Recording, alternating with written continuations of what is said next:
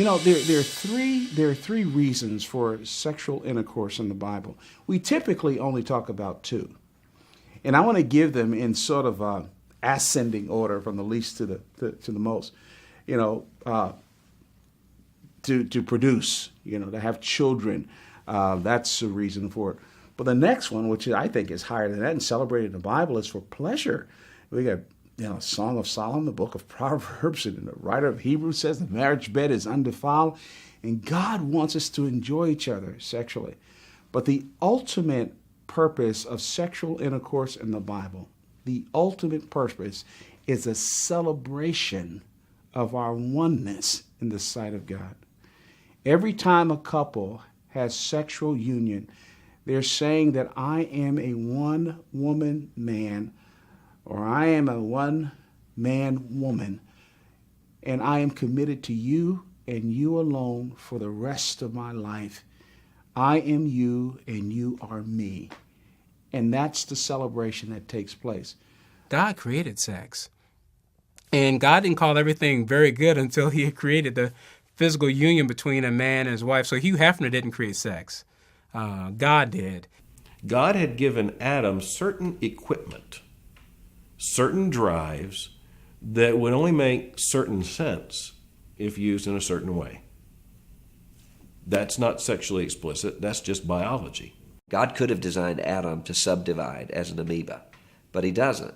He chooses someone who's like him, but different from him. And when they are coming together, there is an organic unity that is taking place. There's a new organism that is taking place in the act of marital union. And so something really significant is happening there that can happen in no other place. I don't think God in heaven is frowning or embarrassed, hiding his face from what takes place in the marriage bedroom. The Proverbs are clear. He commanded them. He said, let her breast satisfy you at all time. Be exhilarated with her love. And it was the idea of sex and marriage. Again, a book in the Bible was dedicated to passionate love in marriage. In fact, there are a number of components of passion in marriage that are outlined in the book of Song of Solomon that just point out God wants us to make passion and pleasure in our marriages a priority.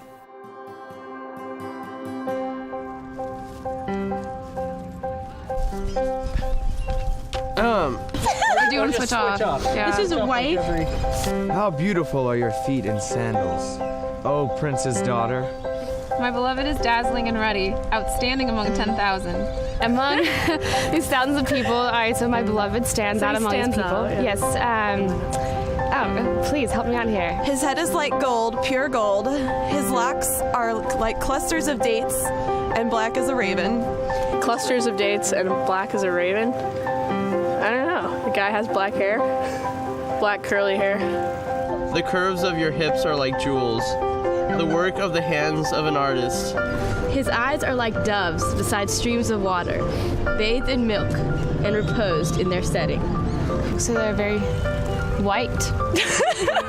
I'm great at analyzing poems. Your navel is like a round goblet which never lacks mixed wine. Your belly is like a heap of wheat fenced about with lilies. Your two breasts are like two fawns, twins of a gazelle. Gazelles? That's my line. I think it's romantic. Yeah. His cheeks are like a bed of balsam. Banks of sweet-scented herbs. His hips are lilies dripping with liquid myrrh. Liquid myrrh. Well, his lips are lilies dripping with liquid myrrh. That's a prime one. Your neck is like a tower of ivory. Your eyes like the pools in Heshbon by the gate of Bath Rabbim. Your nose is like a tower of Lebanon, which faces towards Damascus. Means that I have no idea. His hands are rods of gold set with beryl. His abdomen is carved ivory inlaid with sapphires. Your head crowns you like Carmel. I thought it was caramel. That would have been better. and the flowing locks of your head are like purple threads. The king is captivated by your tresses. His legs are pillars of alabaster set on pedestals of pure gold. His appearance is like Lebanon, choice as the cedars.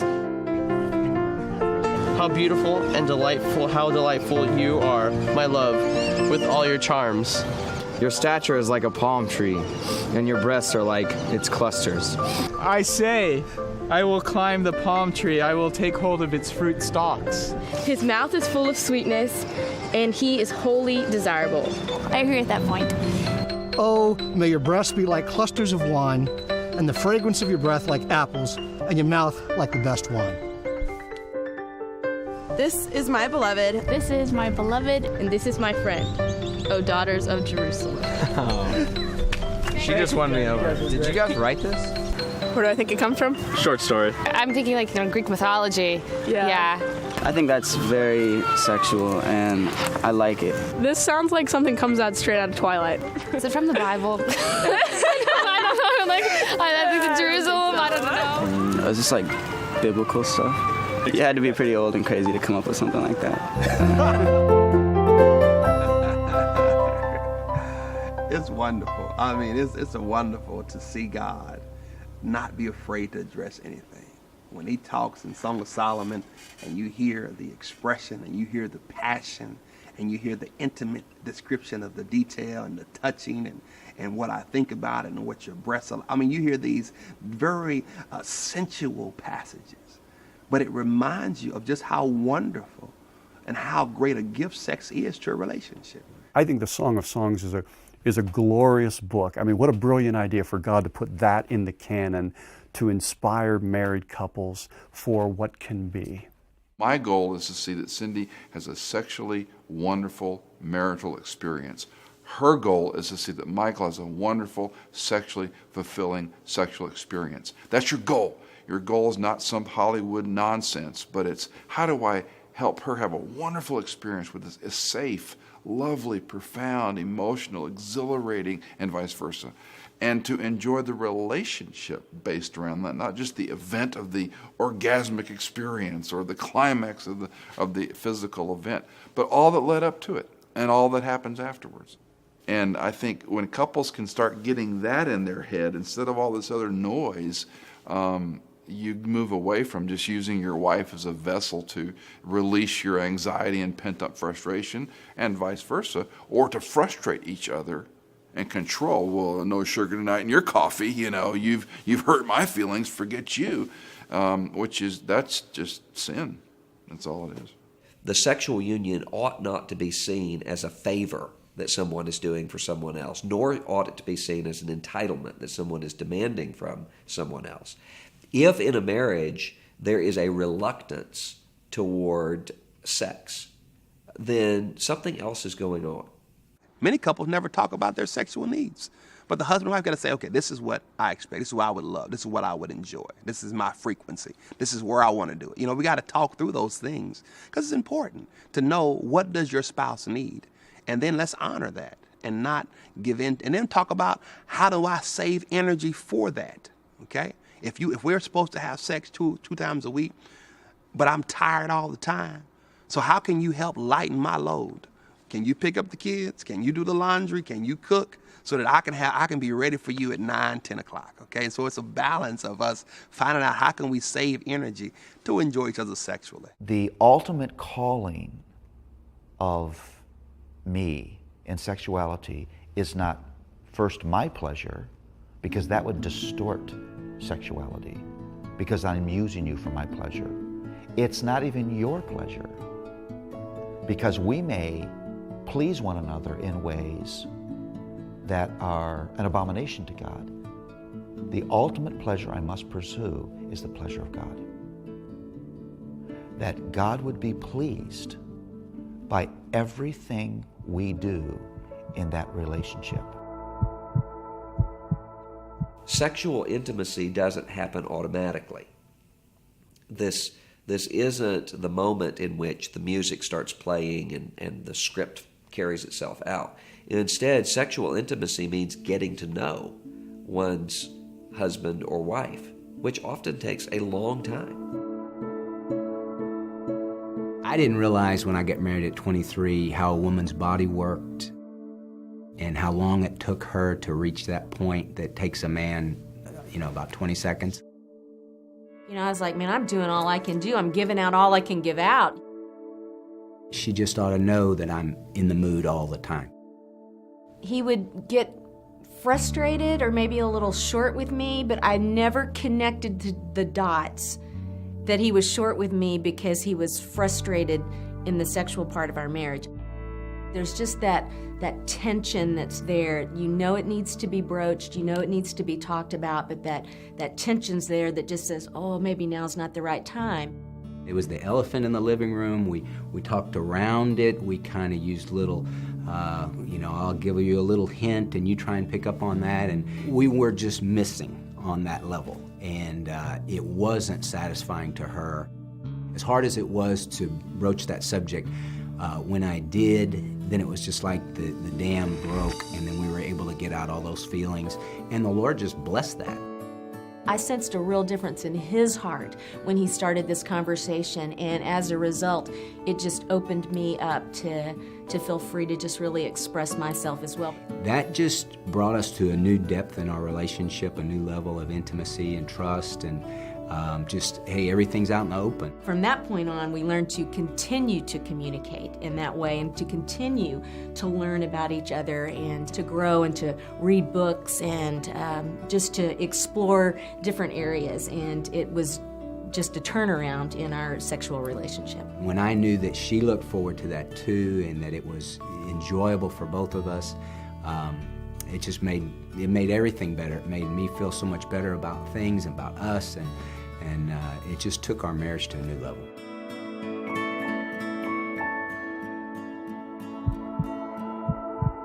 I think if you talk to many, many Christian couples and you got them to be honest, they would talk about the fact that they have a less than fulfilling, less than mutually satisfying sexual relationship. I don't think it's about sex. I think it's about relationship. If I've been selfish with you, if I'm easily irritated with you, if living with me is like walking on eggshells, then when you're naked next to me in bed, what are you expecting? You're not expecting this to be tender. You're not expecting me to serve you. You're not expecting me to be excited about your pleasure. You always drag the relationship into the marriage bed. And I'm convinced for most couples, you fix sexual dysfunction outside of the marriage bed because God is actually employing that dysfunction as a barometer of other things that are wrong. It's a pain signal that there are things about the way that we treat one another that make this not work. And you think, we're getting a warning here. Yeah, I think sexual problems are generally a symptom of another problem. I think sex is a byproduct of our intimacy. Again, a lot of people think that sex is our intimacy, but that's not the case. It's a byproduct of our intimacy. Intimacy happens when I let someone into an area of my life that's not readily available to everyone else. If I tell you my name and I tell you where I'm from, I'm not being intimate.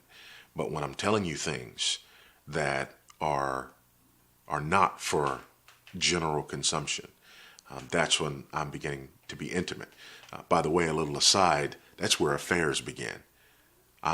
I love talking to you. I can tell you things I can't tell my wife. You just told that woman that you're hers and that the physical consummation is only yet to come. And so within the context of a marital relationship, oftentimes couples are not experiencing intimacy in their relationship, and the sexual relationship that is a byproduct of that and a fruit of that is kind of a lagging indicator. Our orientation to marriage and to sexuality in particular is that I want to be moving towards you and I want to be available to you. And so the orientation is not the cultural one, which is this is my body, stay away, I'll let you know when you can have access. And so it's a complete mind shift. It really is radical. And yet, it's that radical scriptural approach that brings health to marriages.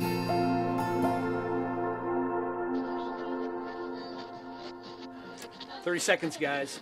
Thanks, Heritol. Jeff is up first on line 3, Lisa on line 5. And what's Jeff's issue? The thrill is gone. I know the feeling. And by that you mean? I was exhausted. I mean, come 5 seconds, guys. on. Oh, I know the feeling. Oh, ha ha. Solution for selective hearing. We're back on Loveline Live with Drake and Cheryl, and Jeff is on line 3. Hello, Jeff. Hey, love your show. Thanks for taking my call. Thanks, Jeff. We're glad to take it. What's on your mind? Well, my wife and I have been married for 7 years. We have 3 kids, and it feels like in the last year, the fizzle has gone completely out of our sex life. Did your wife say she's exhausted all the time? Yeah, exactly. Jeff, let me ask you, how much time do you give for the two of you together? Not as much as it used to be. I'm traveling more for my job to help support our new baby. Here's why I asked you about the time alone together. You're gone all week. Your wife is home alone with 2 kids, a new baby. She's exhausted. For a woman, Jeff, for her to be able to engage in the bedroom, she's got to feel like she's connected on a deeper level. And quite frankly, if she doesn't have that, well, it's not that surprising that she's not all that interested. Jeff, as guys, we have to remember that sex is 3-dimensional. No, you don't have to wear those funny glasses. It's body, mind, and spirit. We tend to get that compartmentalized. Our wives sure don't. You have to carve out time to be together and then use that time to reconnect, soul to soul. That is excellent advice. That can sometimes help a wife with her exhaustion. I mean, no guarantees, but... No guarantees. That's true. Okay, well, I'll give it a shot. Thanks, you guys. Thanks, Jeff. Lisa is up next on Loveline Live. Hi, Lisa. Hi, Cheryl. Hi, Drake. Hello, Miss Lisa. What can we do for you? Gosh, I never thought I would do this on a radio show, but okay, well, I don't know why, but lately I've just been freezing up when he starts to initiate, Now, you said lately. Has this just started happening recently? Yeah, maybe for a year now. First marriage for both of you? It is for me. He was married once before for about 3 years, but no kids. Lisa, have you ever been concerned that your husband might leave you? I don't think so. I mean, no, but we have been arguing a bit more than usual, and there are times when I go down to the gym and see these women working out, and I think, how long before one of them starts flirting with him, and he just loses it. Lisa, here's what I think is happening with you. You're experiencing doubts. Now, the ones you mentioned, they may seem like, not a very big deal, but they could be exactly what's causing you to shut down physically. Yeah. Lisa, when a wife, or a husband for that matter, feels insecure about the core commitment in a relationship, about the permanence, that wife has a hard time giving herself freely and uninhibitedly to her man. She can't do that if she's thinking, I wonder if he's going to be here tomorrow or next week or next year. What you need to do is settle this issue with your husband. You need to look each other in the eye and really get honest with each other. Like, re-embrace those words. For better, for worse, for richer, for poorer, in sickness and in health. You're stuck with me, right? Right. Lisa, hearing and knowing that kind of rock-solid commitment is just one key to a healthy sex life, and more importantly, to your marriage. Thanks, guys. Our pleasure, Miss Lisa. Well, that's our show, friends. I'm Drake Majors. And I'm Cheryl Majors. And this has been Loveline Live. Till then, sleep tight, and don't forget to say, I love you. And we're clear. Good show, guys. Hey, any doubts? No, I thought it was pretty good. I was talking to her. No. No doubts. I know you know you're stuck with me, no matter how exhausted I may be from time to time. And I guess you're stuck with me, even when I get a little cranky. You? Cranky. You know, all of a sudden, for some strange reason, I'm not tired at all. In fact, I'm wide awake. Is that so? Mm-hmm. Well, look at me. Not cranky at all. Ooh.